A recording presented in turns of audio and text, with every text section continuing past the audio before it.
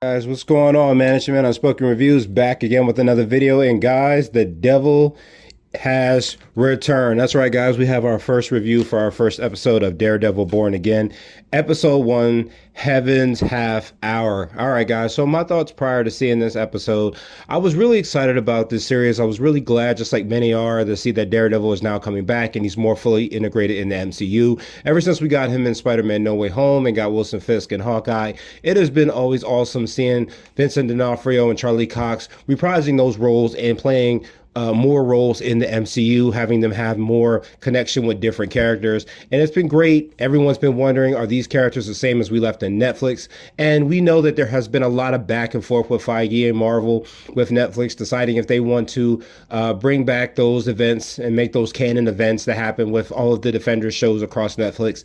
I'm very glad that Feige was able to get off his high horse and he was able to say, hey, look, let's make all this canon. I'm even more excited that he axed a lot of the original ideas that Born Again was having. I know it was supposed to be 18 episodes. Now I hear it's 9. And I'm glad that we're getting that. I'm glad he decided to trim that fat. Daredevil was just such a really loved show on Disney and with Marvel and Netflix. Everyone loved it. I know I sure did. It definitely put a lot of weaknesses to a lot of other superhero shows on display, especially Arrow. I remember when Daredevil came out, it just cast a shadow over it. And it did everything right that everyone really wanted. So I was super excited to see that, Disney decided to reprise all these characters and bring them back and even make them canon to the MCU. It was something that even bothered me. I will talk about something that the showrunner did say. I did not get his name, but I do remember a quote that he said about how the characters just do nothing but talking and he wanted more action. I'm going to get to that because I have my feelings toward that. I may do that in a separate video because I think it's very important to cover that in a totally different video because it's not just Marvel heroes that I think that was directed to. I think he meant that by several different characters in comics. All right, guys, so the episode starts off the bat with us returning back to Hell's Kitchen. We get the Nelson, Murdock, and Paige outside, and we get to see all three of them together coming out of their office. Seeing this trio together again, that was always awesome. They look great. They look, like time has passed and has weathered them. It seems that they still have that really cool friendship, with the napkin scene at the end of season 3. And it's been really awesome just seeing them all come back. I know that they said originally they weren't going to bring back Foggy and Karen, which would have been the dumbest choice that they could have ever freaking did with this show. So we see that the group does go to Josie's bar, famous Josie's bar, where they always drink at. And you see that there are some relationships again budding between Karen and Matt. It seems like they're getting close like that again. We also see Foggy talking to a woman named Kirsten McDuffie, who he seems to be getting really close to. And, they're just kind of enjoying the show of him putting in that work, trying to get with her. We also get some small news footage of White Tiger. It seems that he is beating up some criminals in a grocery store. I don't know if this is the actual White Tiger we get from the comics that wears the amulet that give him powers. Seems like he's every bit as rough as Daredevil is, but it seems, and a lot of people talk about whether or not these type of vigilantes are needed. And I like that we get this discussion between a retiring cop and his partner Kim, Cherry and his partner Kim, as he's getting ready to retire soon. And he talks about how vigilantes are a bad idea, but Kim says that they may be a necessary power. And that kind of goes hand in hand with the things that are going to be pushing forward with the series.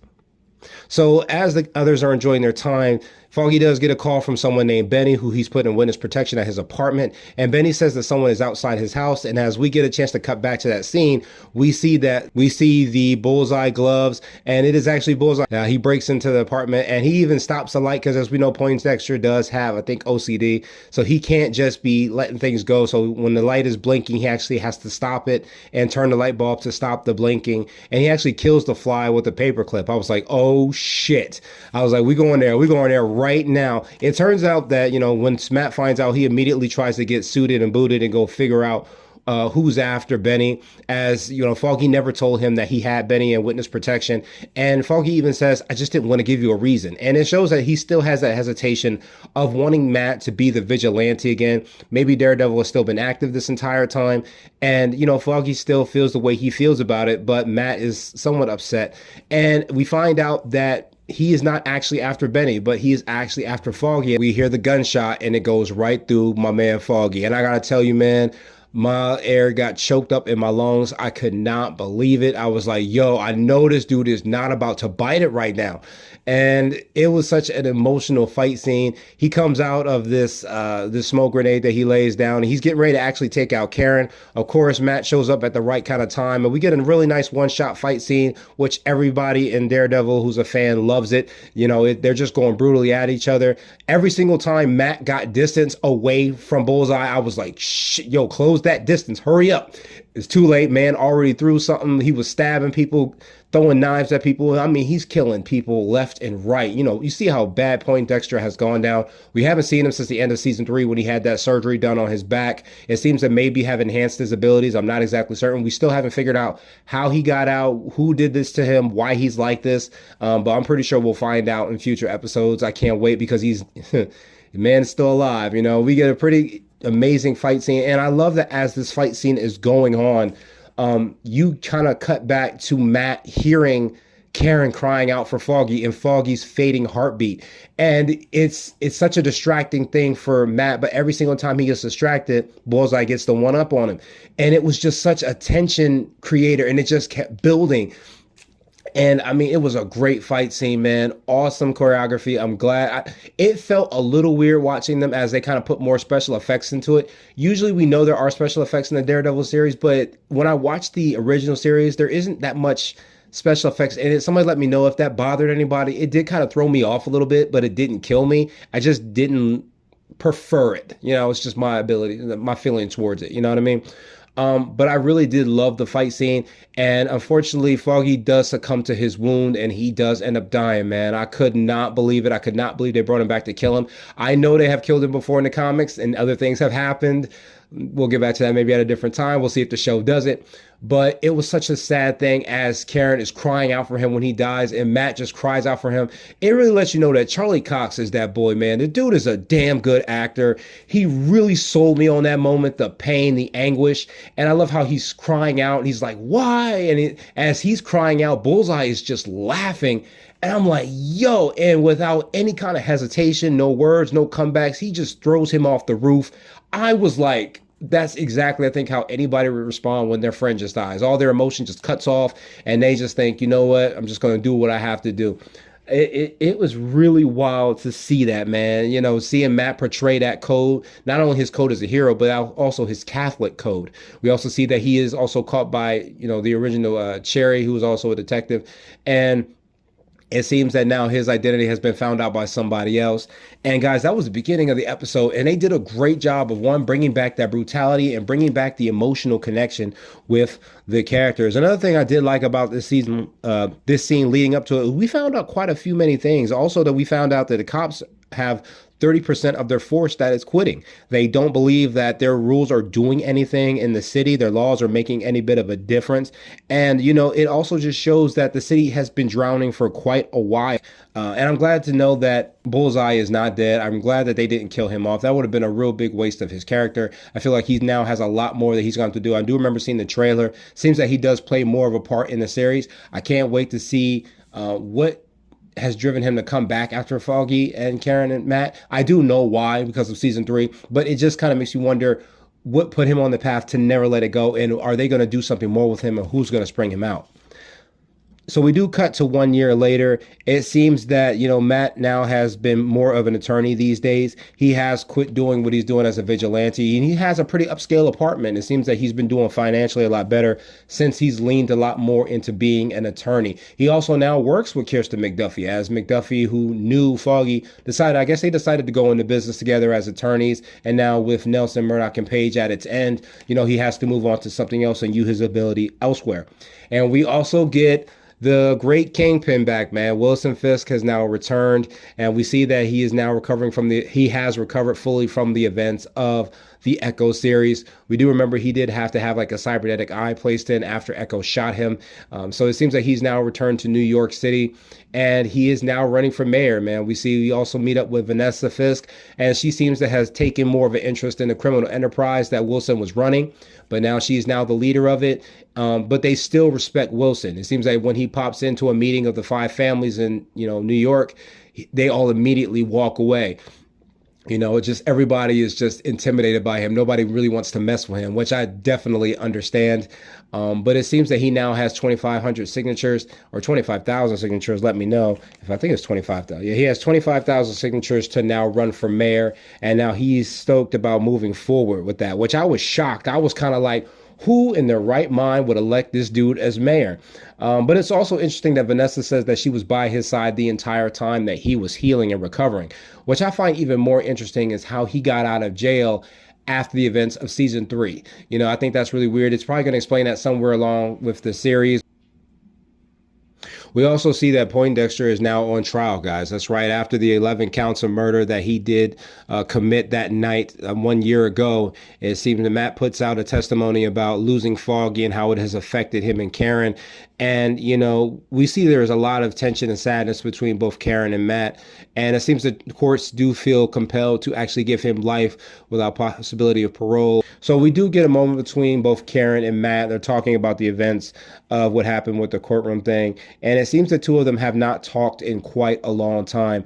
But also that Karen has left Hell's Kitchen in New York. She now lives in San Francisco. That's right. She's near Chung-Chi. And, you know, it's going to be interesting if they run into each other. It means that her story could go elsewhere because there's a lot that happens in the Marvel Universe on that side of the country. I would be excited to see her character bloom in other places. I don't know if she's going to return, but the conversation between them does not go good. It seems that after Foggy's death, Matt definitely isolated himself, which makes sense. Foggy was his best friend. He was heartbroken. He just didn't know what to think.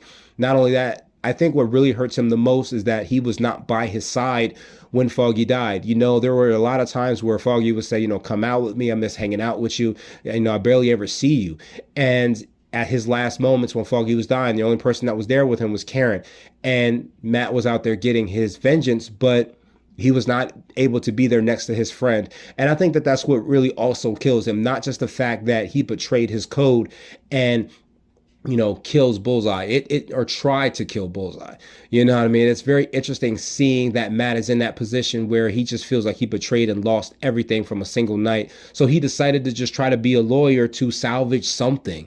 However, Karen does not feel the same. She thinks that New York really does need Daredevil and that he should come back. But Matt is insistent that that part of his life is over. So as Matt is cooking dinner, we see that he's still trying to get over that feeling. However, he does hear news that Wilson is now running for mayor, and this definitely pisses him off. I cannot be blamed. I can't blame him. You know, I can't throw blame towards him. After everything that Wilson did, all the injustices that he did in New York City, the fact that the city would even consider him as mayor is the biggest joke. I don't even know who would believe this dude. So we do see that after that, Matt does meet up with a Dr. Heather Glenn. It turns out this was actually an opportunity to create some romance put on by Kirsten McDuffie, who told him that he was meeting with a client, but that's not why. He was trying to get the two of them. She was trying to get the two of them to meet because she thought they would do well together. At first, they're kind of a little harsh on each other, but it seems that they do kind of have some romantic feelings there.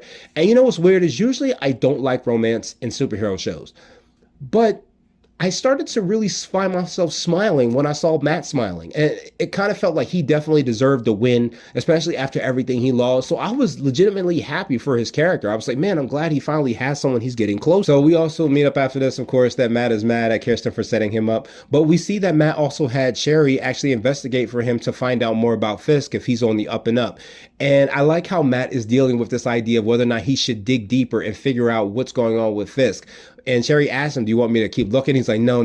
Maybe you should. No. And I like how he's trying his best not to go back down that road. As a matter of fact, Matt actually confronts Fisk on his own to talk to him about the events. And of course, this is the same clips we've seen on YouTube, but also, things we've seen in the trailer. The two of them are kind of going back and forth. And I love the dynamic between Charlie Cox and Vincent D'Onofrio. These guys just do a great job of these characters. It makes it so hard to see anybody else playing them. You know, Vincent D'Onofrio definitely has taken on some age. He's gotten a lot older, as you can see. And we see with Matt, Charlie Cox is getting older. Time does it to everybody. But it just kind of makes me sad to see that one day these guys may not be doing this forever because they look iconic in these roles. And it makes me even more excited to see Fisk in further MCU projects, especially moving forward. I hope with Spider-Man. I hope that we get to see it. But the two of them are going back and forth about their need for change and how they want to make a better difference in New York in different ways other than the ways they have been. You also see some unsung respect between the two of them. They really do respect each other. And, Fisk often asks him why he stopped being a vigilante, but he does say a line was crossed and he killed a man for after losing his best friend. And Fisk immediately says, hey, look, I had nothing to do with that, if that's what you're wondering. And Matt doesn't exactly believe him, but he accepts him for what he's trying to say, that he's trying to be mayor and do better with the city. And he warns him that if he falls off the line, that he will be there to correct it. And Fisk tells him the same, as Fisk is now fighting to get vigilantes off the street because he feels like silly costumes are ruining the city and potentially the world. And he tells him that if he steps out of line, he'll be there to stop him as well. And I like that even though they're not coming at each other, they're just kind of letting each other know where they stand at on their views. Also, another thing I did love about the episode is I love the BB report, and it seems to be run by a woman named Urich. Now, I don't know if that is a daughter or a niece or a sister. I'm not exactly sure of Ben Urich. Someone let me know. But I like that we have these moments where we're kind of on the ground with the people and we're kind of understanding how a lot of them feel about things like Daredevil going missing. Some people saying they miss him. Also, there are people who are talking about Fisk and how he may be necessary, that he may be someone that can help the people. And I like how as Matt is walking through the city, he's listening to how people are talking about Fisk. Some people are saying that he's interesting. And it is so weird because as I'm listening to it, it kind of mirrors how people deal with politics in the real world, that instead of voting for who they think is the best candidate, they vote for the person that makes things interesting. And I was just kind of like, man, that is so weird. But people are really believing who Fisk is. And it's amazing how people have just forgotten exactly who this man is and what he used to be. So we do see that Wilson does end up winning mayor, 112th mayor of New York City, which definitely does upset Matt while he's out on a date with Heather. However, he's just trying to not let it affect him as much. You can definitely feel the struggle he has with those internal demons of whether or not he should be out there doing things. He hears people getting rough with each other, chasing each other, people calling out for help. And he just is trying to shut that off because he promised Fisk that he wouldn't. And Fisk is acting on the things that he's acting on, and Matt is trying to act on the things that he promised. And you can kind of see, I love how the shot does this thing where it's like one side of his face is red, the other side is black. As you can see that the devil really does want to come out and do something about what Fisk is trying to do. But the crimes around the city, Matt is really struggling to let go of his Daredevil persona, and it really shows. And man, this episode was amazing. I loved every bit of it. It definitely brought back everything that it needed to in one singular episode. The brutality, the emotional connection between the characters, the types of character arcs, and it set the character arcs right off the bat to let you know what Matt is dealing with, to let you know what Wilson's dealing with. And that's another thing I loved about the Daredevil series, is it always has done a great job of balancing all characters that you feel what all of them are dealing with. And I think that is great, man. I love that. We also get something from Vanessa where we find out about someone named Adam, an actor who we still don't even know who's playing this character, but apparently it was a boyfriend that Vanessa was messing with when Wilson was gone. And it even gives her an opportunity to have some character arc. Is she going to continue that criminal enterprise while Wilson is trying to do better for the city? How are those stories going to collide? I love that about this series, man. It does a great job. I'm sad to see Foggy Nelson gone. I don't think he's gone. I do think there was something in the comics. Someone let me know if he does die, but he does end up coming back, or it was staged or something along that line.